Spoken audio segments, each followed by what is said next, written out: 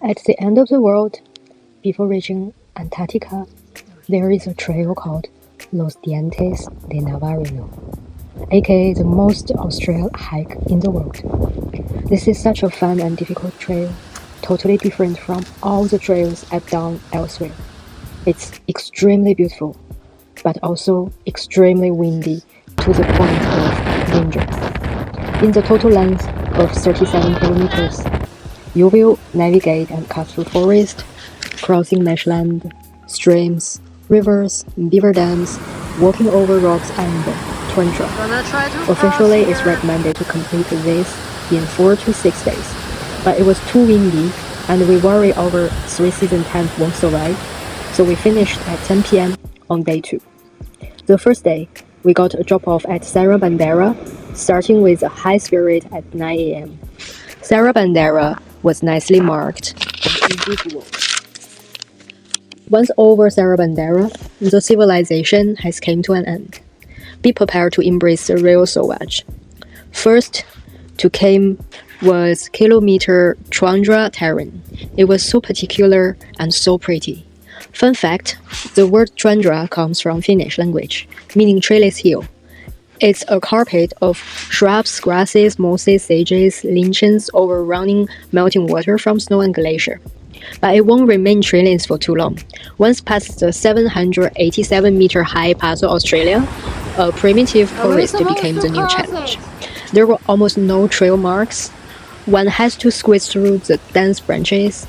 The mud was another tricky thing to deal with. Without gaiter, I could have lost my boots so many times. But overall, the first day weather was pretty good. We hiked 8 hours in total for the first 15 kilometers. We camped at Laguna Escondida. The real challenge would be the next day. Before left Puerto Williams, we rented a Garmin InReach satellite for SOS as well as for the weather forecast.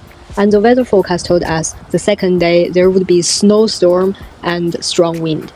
We tried to fast-track as much as possible from Laguna Escondida to Laguna Martillo, and the goal is to pass the Paso Virginia before the storm arrives.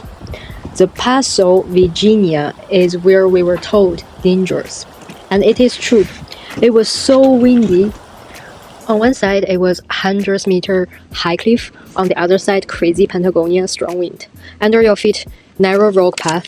I had to admit that I was really scared. I crawled with 4 limbs for quite a bit of time. I was happy I had gloves and strong pants. I wanted to scream and I wanted to cry, but in the end I did it. Making it to Laguna Guanacos only made me understand that it was better to finish up as soon as possible. It was where my Italian friend's tent got broken.